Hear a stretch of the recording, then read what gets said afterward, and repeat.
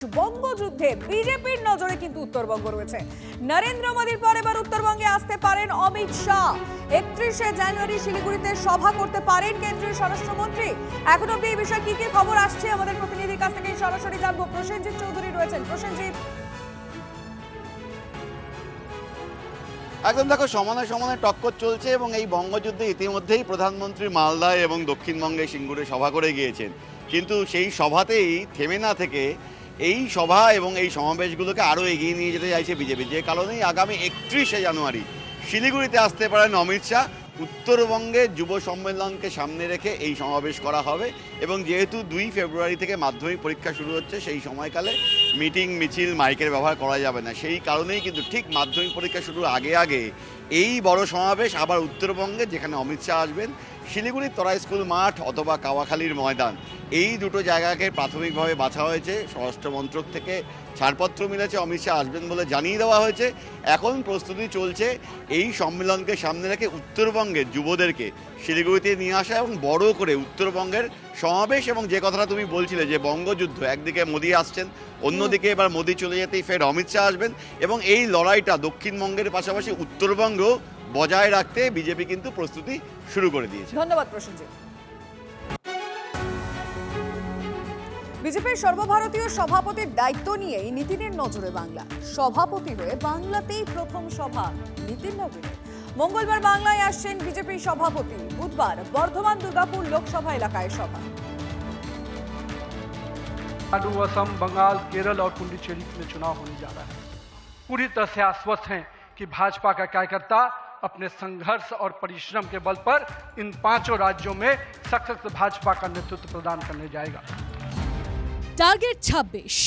মঙ্গলবার বাংলায় আসছেন বিজেপির নতুন সর্বভারতীয় সভাপতি। বুধবার বৈঠক করবেন বঙ্গ বিজেপির নেতাদের সঙ্গে।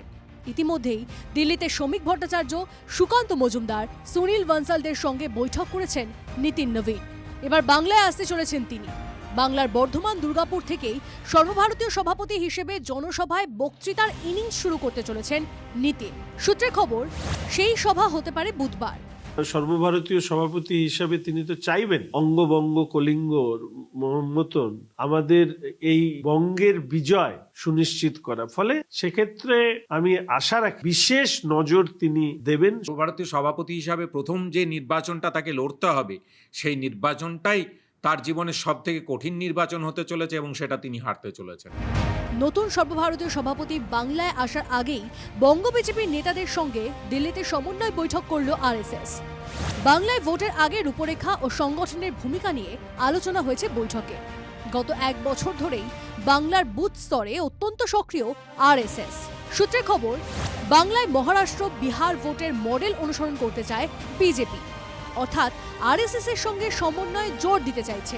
যদিও পূর্ব ভারতে আরএসএস এর মুখ্য প্রচারকের দাবি, এর সঙ্গে ভোটের কোনো সম্পর্ক নেই। নির্বাচনের কোনো সম্পর্ক নেই। সম্পর্ক হচ্ছে বাঙালি হিন্দুর অস্তিত্বে। পশ্চিমবাংলায় বাঙালি হিন্দু বেঁচে থাকতে পারবে কিনা সেটার সঙ্গে এটার সম্পর্ক। বাংলাদেশে যেমন হিন্দুদের উপরে অত্যাচার হচ্ছে, পশ্চিমবঙ্গের প্রত্যেকটা জায়গায় হিন্দুদের উপরে অত্যাচার শুরু হয়ে গেছে। তৃণমূল অবশ্য বিজেপি আরএসএস এর সমন্বয় বৈঠকে গুরুত্ব দিতে নারাজ। তারা ভোটের সময় চিরকালই এক থাকে এবং হারে।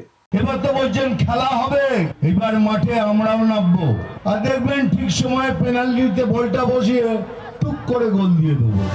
বাংলায় পরপর সভা করে আসল পরিবর্তনের ডাক দিয়েছেন নরেন্দ্র মোদী। সম্প্রতি বাংলায় এসে বিজেপি নেতাকর্মীদের ভোকাল টনিক দিয়ে গেছেন মোদীর ডেপুটি অমিত শাহ।